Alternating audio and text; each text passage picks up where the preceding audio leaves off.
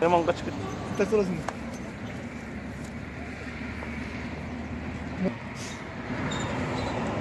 Maşına kaçmadın mı?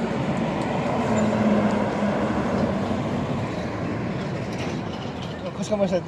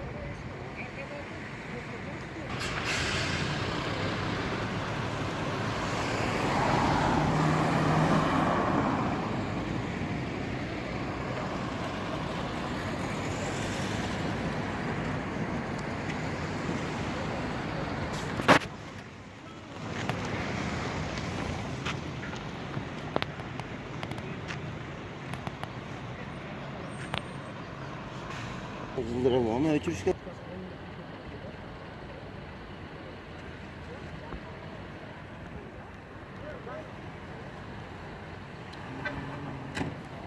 Ya paşar değil geldi. Ana. O su çeşit. Ya bura alıstan ele çeşit ot ha ya. O su da. O yaktılı kalıp alısız.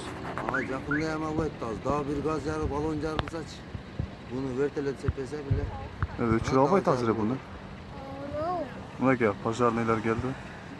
Alıstan çeşit ot.